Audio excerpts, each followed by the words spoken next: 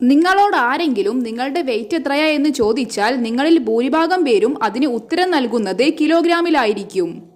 ശരിക്കും നമ്മുടെ വെയിറ്റ് പറയേണ്ടത് കിലോഗ്രാമിലാണോ? ഒരിക്കലുമല്ല. കാരണം കിലോഗ്രാം എന്നത് മാസിന്റെ യൂണിറ്റാണ്. അപ്പോൾ ശരിക്കെന്താണ് ഈ വെയിറ്റ്? നമുക്കറിയാം, ഭൂമിയുടെ ഉപരിതലത്തിലുള്ള എല്ലാ വസ്തുക്കളെയും ഭൂമിയുടെ കേന്ദ്രത്തിലേക്ക് ആകർഷിക്കുന്നുണ്ടെന്ന്. ഭൂമി നിങ്ങളെ ഭൂമിയുടെ കേന്ദ്രത്തിലേക്ക് ആകർഷിക്കുന്ന ആ ഒരു ആകർഷണ ബലത്തെയാണ് നിങ്ങളുടെ ഭാരം അല്ലെങ്കിൽ വെയിറ്റ് എന്ന് പറയുന്നത്.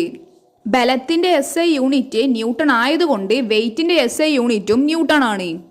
വെയിറ്റ് എന്ന് പറഞ്ഞാൽ mass into acceleration due to gravity ആയതുകൊണ്ട് തന്നെ നിങ്ങൾ നിങ്ങളുടെ മാസായ സംഖ്യയെ 9.8 കൊണ്ട് ഗുണിച്ചതിന് ശേഷം മാത്രം ന്യൂട്ടണിൽ പറയുക. അതായത് നിങ്ങളൊരു വെയിറ്റ് മെഷീനിൽ കയറി നിൽക്കുമ്പോൾ അതിൽ കാണിക്കുന്ന സംഖ്യ നിങ്ങളുടെ മാസാണ്. ആ സംഖ്യയെ നിങ്ങൾ 9.8 കൊണ്ട് ഗുണിക്കുമ്പോൾ മാത്രമേ അത് നിങ്ങളുടെ വെയിറ്റ് ആവുകയുള്ളൂ.